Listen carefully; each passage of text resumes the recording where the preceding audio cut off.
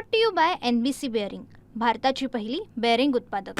सर्वांना विनंती आहे, दोन्ही हात उंच करायचे आहेत। दोन्ही हात उंच करून आपण सर्वांनी घोषणा द्यायच्या आहेत। बोला, भारत माता की, भारत माता की, वंदे वंदे। भारतीय जनता पार्टीचा, भारतीय जनता पार्टीचा।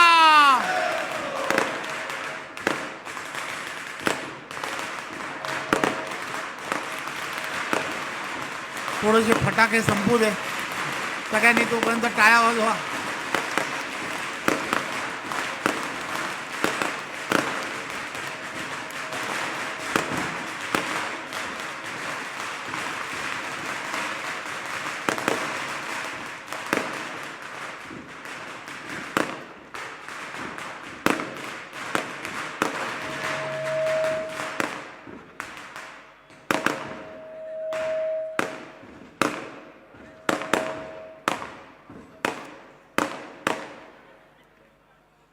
आजच्या या कार्यकर्त्यांच्या मेळाव्यासाठी उपस्थित सन्माननीय संपूर्ण इथे उपस्थित असणारं संपूर्ण व्यासपीठ, आदरणीय जगन्नाथ पाटीलजी, भारतीय जनता पार्टीचे जिल्ह्याचे अध्यक्ष, त्यांच्या नेतृत्वामध्ये किती ताकद आहे। नंदू परब यांच्यासाठी सर्वांनी जोरात टाळ्या वाजवून त्यांचं स्वागत करायला हवं। अंबरनाथमध्ये झालेल्या या निवडणुकीमध्ये कार्यकर्त्यांना सर्वांना एकत्र करत एक चांगली लढत देण्यामध्ये त्यांचं योगदान, आणि आता त्यांच्याच नेतृत्वामध्ये कल्याण डोंबिवली महानगरपालिका सुद्धा आपल्याला लढायची आहे ना। त्यामुळे त्यांना त्याही लढतीसाठी खूप खूप शुभेच्छा। मला आठवतं, जिल्हाध्यक्षपद सांगू ना, एका लग्नामध्ये पाटील साहेब, नंदू परब आणि त्याच्याबरोबर असणारे सर्व सहकारी मला भेटले। दरवेळेला संधी माझ्या जवळ येते आणि मग कोणीतरी दुसरा त्या संधी माझ्याकडून हिरावून घेतो आणि मला सांगायला लागला की मला या जिल्ह्याचं अध्यक्षपद हे मिळालं पाहिजे। मी सगळं ऐकत होतो, लग्न चालू होती, अक्षता पडत होत्या, पण ह्याचं काही बोलणं बंद होत नव्हतं। लग्न लागून झालं तरी परत तेच हट्ट फार जोरात होता। मग मी त्याला विचारलं, नगरसेवक व्हायचा आहे का जिल्हाध्यक्ष? फार विचार करून म्हणाला की मला जिल्हाध्यक्ष व्हायचं आहे।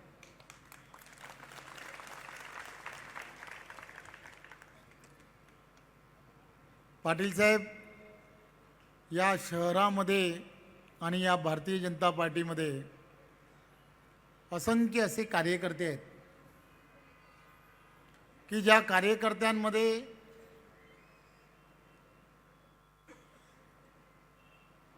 प्रत्येकाच्या नशिबामध्ये प्रत्येक गोष्ट नसते। मला आज तो दिवसही आठवतो की ज्या वेळेला मी भारतीय जनता पार्टीचं काम सुरू केलं, तो काळ बऱ्याच जणांनी सांगण्याचा प्रयत्न केला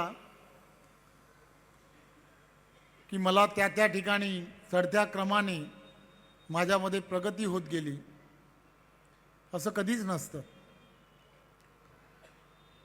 दोन गोष्टी फार महत्त्वाच्या असतात. जी जबाबदारी पार्टी आपल्याला देते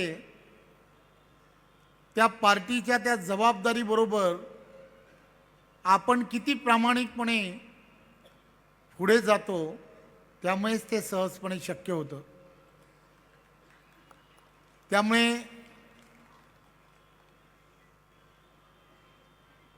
आता काही दिवसा अगोदरपासून जेव्हा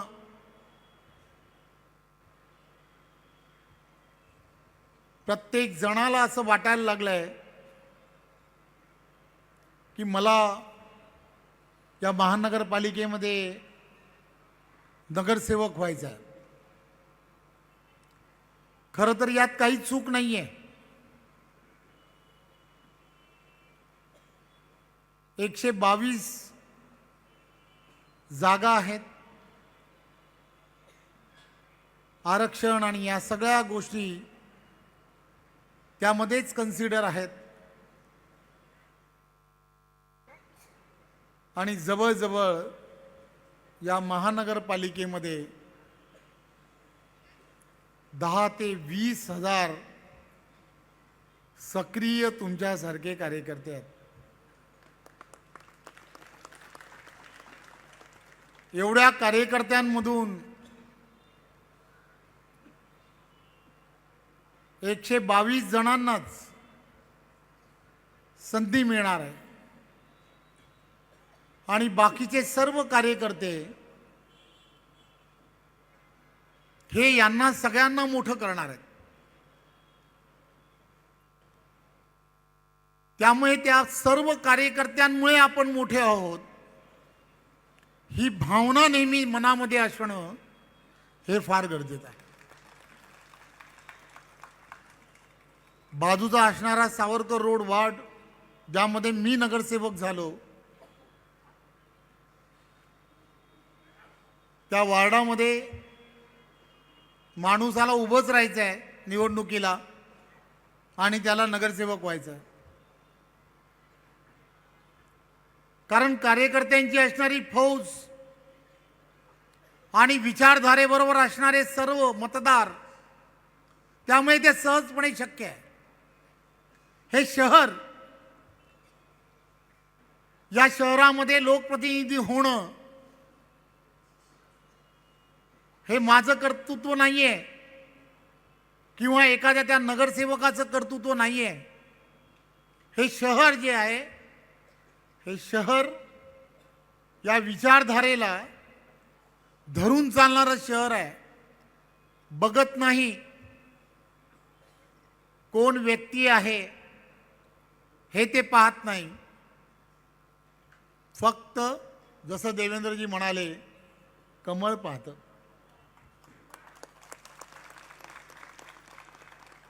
आणि त्यामुळे हे सगळं आहे. आज तुम्ही आम्ही सर्वजण पाहतोय, देशाचे पंतप्रधान आदरणीय नरेंद्र मोदीजींच्या नेतृत्वामध्ये आणि महाराष्ट्रामध्ये देवेंद्रजींच्या नेतृत्वात संपूर्ण देश आणि महाराष्ट्र एका उजव्या विचारसरणीच्या बरोबर चालायला लागला आहे.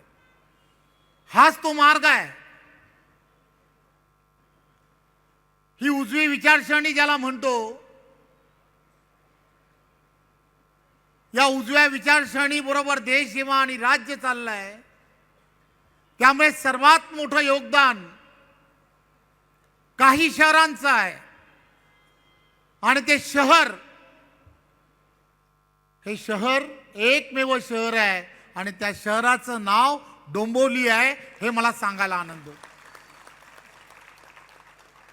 त्यामुळे या सगळ्या गोष्टी तुम्हाला आम्हाला सर्वांना लक्षात ठेवल्या पाहिजेत. या शहराने, मी भागशाळा मैदानामध्ये पण काही गोष्टी सांगण्याचा प्रयत्न केला,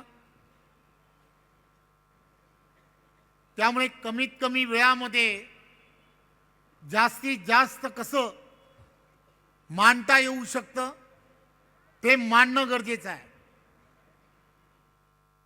हा फडके रोड हा ऐतिहासिक असणारा रोड आहे. या शहराची ओळख आहे. आपलं ग्रामस्थ, ग्रामदेवता, गणपती मंदिर 100 वर्ष परंपरा आहे. याच गणपती मंदिराने सुरू केलेली गुढीपाडव्याची असणारी हिंदू सण गुढीपाडवा याची यात्रा आज फक्त शहरापुरती राहिली नाही, तर आज जगभर या डोंबिवली शहराने सुरू केलं. हिंदू पताका आणि आज जगभर गेली.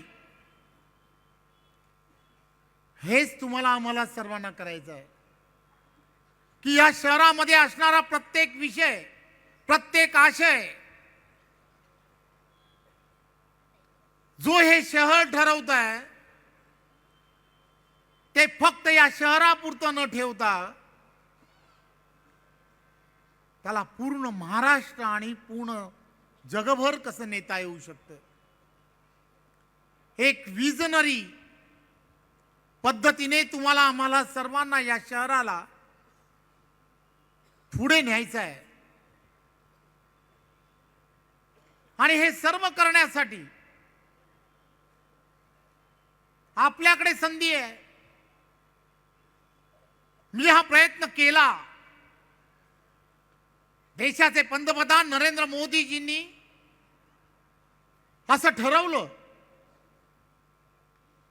की या संपूर्ण देशभरामध्ये अशी काही शहरं 100 शहरं ही स्मार्ट झाली पाहिजेत. ही 100 शहरं स्मार्ट झाली पाहिजेत असं जेव्हा विचार केला तेव्हा महाराष्ट्रातली 10 शहरं ही स्मार्ट झाली पाहिजे. कल्याण डोंबिवलीचा नंबर लागत नव्हता. मी देवेंद्रजींना विनंती केली, देवेंद्रजी हे शहर डोंबिवली शहर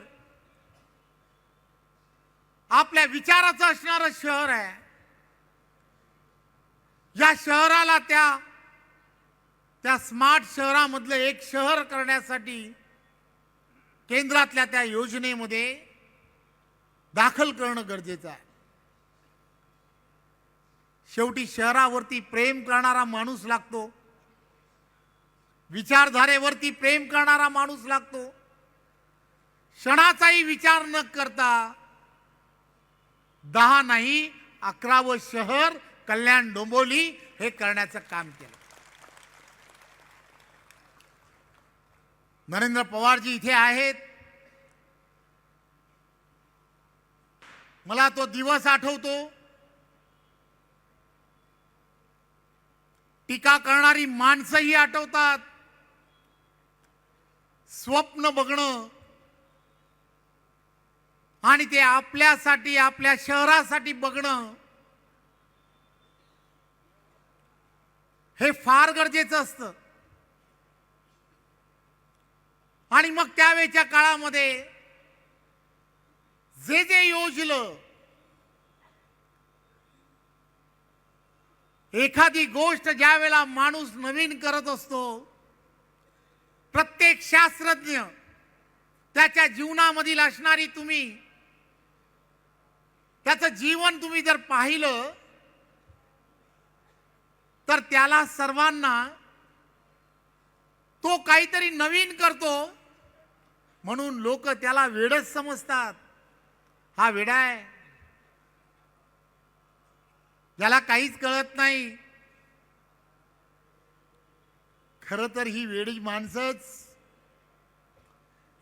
माणसंच जी असतात ना तेच इतिहास रचतात, हे आपण सर्वांनी लक्षात घेतलं पाहिजे. त्यामुळे भारतीय जनता पार्टीच्या या कल्याण डोंबिवली महानगरपालिकेमध्ये ज्या वेळेला भारतीय जनता पार्टीचा कोणीतरी उमेदवार म्हणून जाणार असेल, नगरसेवक म्हणून महानगरपालिकेमध्ये जाणार असेल, तर तो असाच ध्येय वेडा असला पाहिजे आणि त्याला फक्त आणि फक्त हे शहर कळलं पाहिजे. आणि आम्ही सर्वजण व्यासपीठावरील आम्ही सर्वजण या सर्व गोष्टीचा गांभीर्याने विचार करतोय. देवेंद्रजीशी जेव्हा जेव्हा चर्चा करतो तेव्हा एक गोष्ट सांगतो, साहेब या महानगरपालिकेवरती आपल्या लोकांनी सुद्धा अन्याय केलाय, दुसऱ्यांनी केलाय, तर तो सगळ्यांना माफी करा, पण आपल्या लोकांनी पण केला. त्यामुळे आता तुम्ही मुख्यमंत्री आहात, शहर तुमच्यावरती प्रेम करतं, आपले सर्वच्या सर्व लोकप्रतिनिधी जिंकून देतील, पण या वेळेला आमची जी स्वप्न आहेत ती स्वप्न पूर्ण करण्याची जबाबदारी देवेंद्रजी तुम्ही घ्या, हे आपल्याला त्यांना सांगावंच लागेल. आणि ते नेहमी म्हणतायत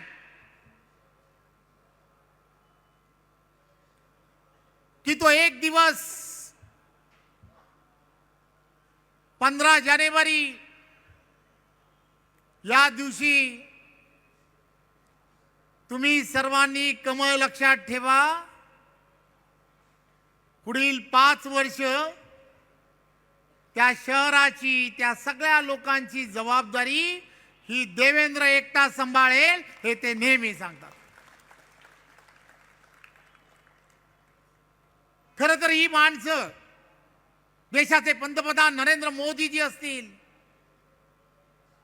देवेंद्रजी असतील, ही सर्व माणसं देश आणि राज्य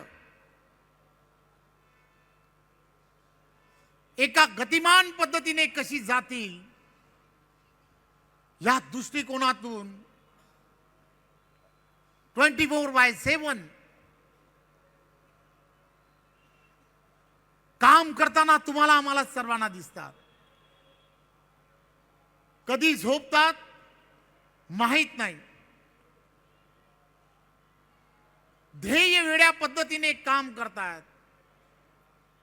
देशाचे पंतप्रधान काम करत असताना जगभरामध्ये देशाची प्रतिमा ही अत्यंत चांगली कशी होईल यासाठी प्रयत्न करत असतात. आणि महाराष्ट्रात देवेंद्रजींच्या नेतृत्वात इथल्या असणाऱ्या तरुण असेल, इथला असणारा कष्टकरी असेल, इथला असणारा शेतकरी असेल, या प्रत्येकाला त्याच्या जीवनामध्ये समृद्धी कशी येईल, त्याचं जीवन अधिक सुखकर कसं होईल, यासाठी सातत्याने झटतायत. खरं तर भारतीय जनता पार्टीच्या कार्यकर्त्यांनी तुम्हाला आम्हाला सर्वांना एक गोष्ट लक्षात घेतली पाहिजे की या निवडणुका कोणाला तरी नगरसेवक करण्यासाठी नाही आहेत. या निवडणुकांच्या पाठीमागे एक फार मोठा या शहरासाठी असणार एक विजन असलं पाहिजे. व्यासपीठावरील असणारी मोजकी 5-7 मंडळी की त्या सगळ्या गोष्टीचा विचार करतायत. वाढतं नागरीकरण आणि या वाढत्या नागरीकरणाला आवश्यक असणारी ती प्रत्येक गोष्ट आणि इथली असणारी सर्व व्यवस्था या सगळ्या गोष्टीला एकत्र ठेवून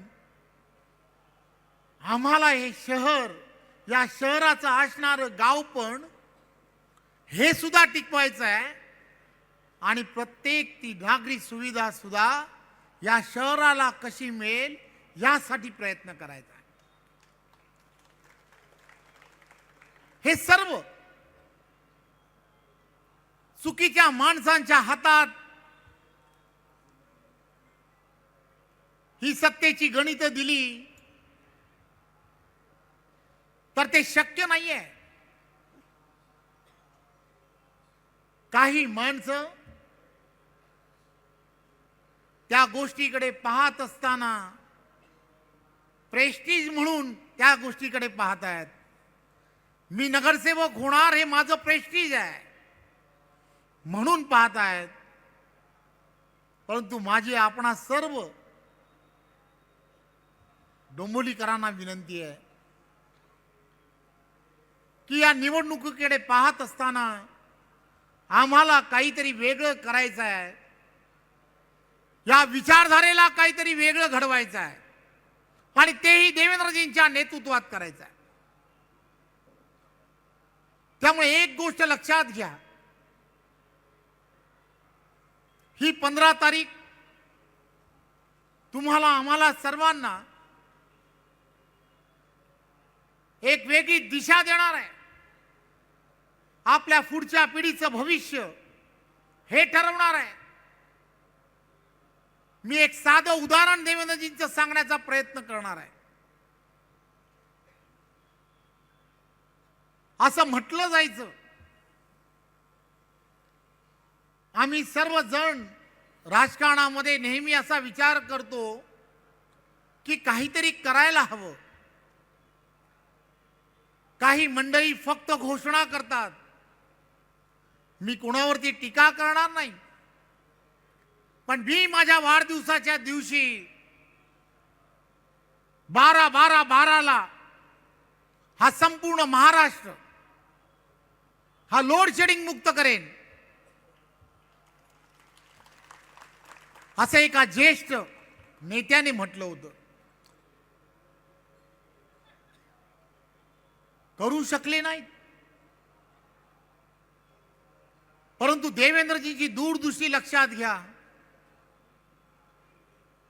त्यांनी या सगळ्या गोष्टींमध्ये अतिशय बारकाईने विचार केला.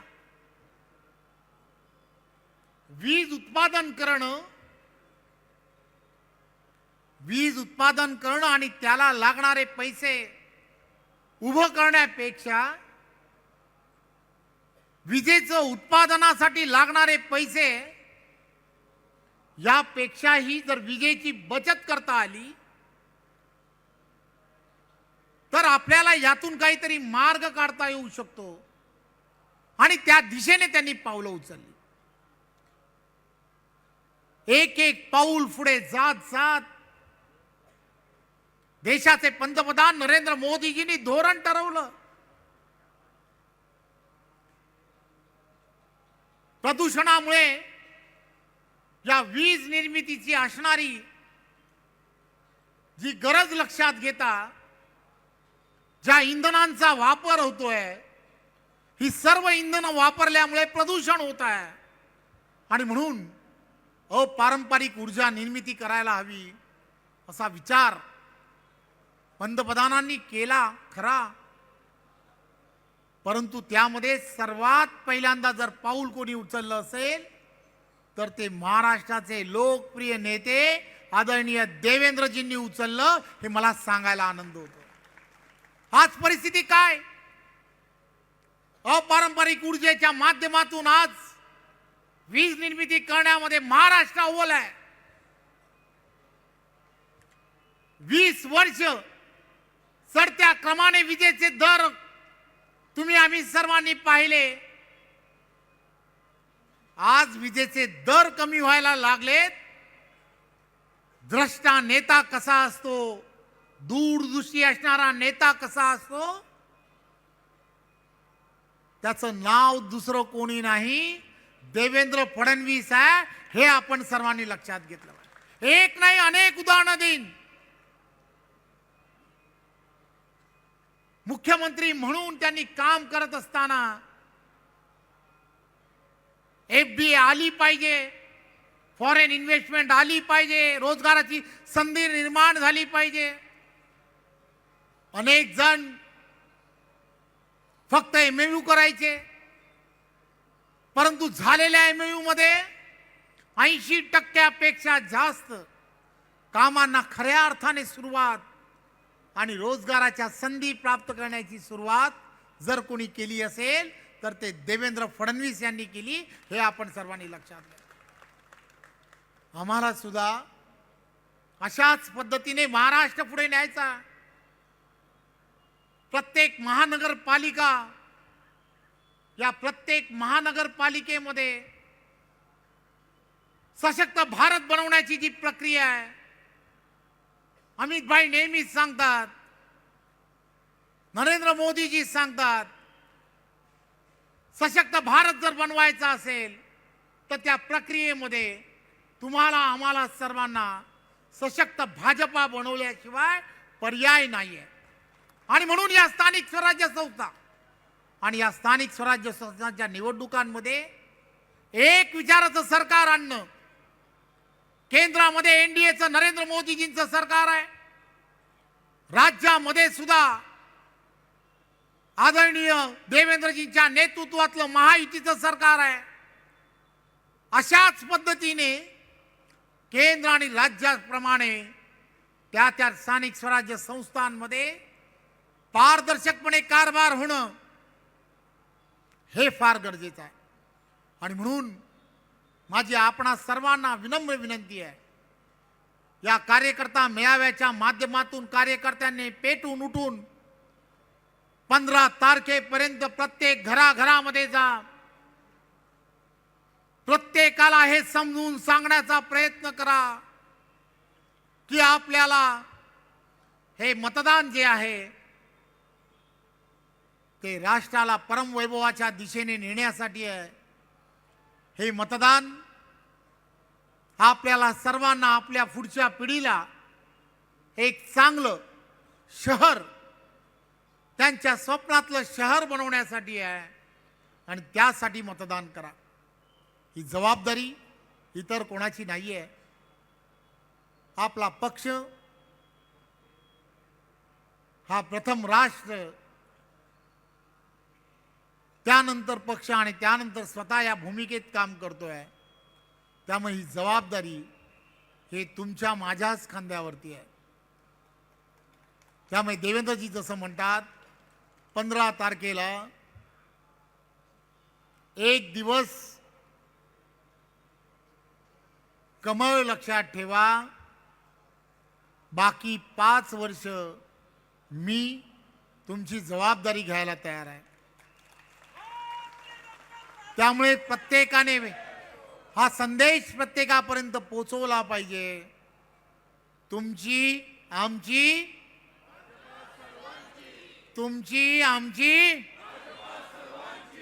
असं करत करत ज्यावेळेला आपण लोकांपर्यंत जाल तरच आपलं आणि आपल्या सर्वांचं स्वप्नातलं शहर हे उभं राहील. पुन्हा एकदा आपल्या सर्वांना खूप खूप शुभेच्छा. धन्यवाद. Brought to you by NBC bearing, भारताची पहिली बेअरिंग उत्पादक.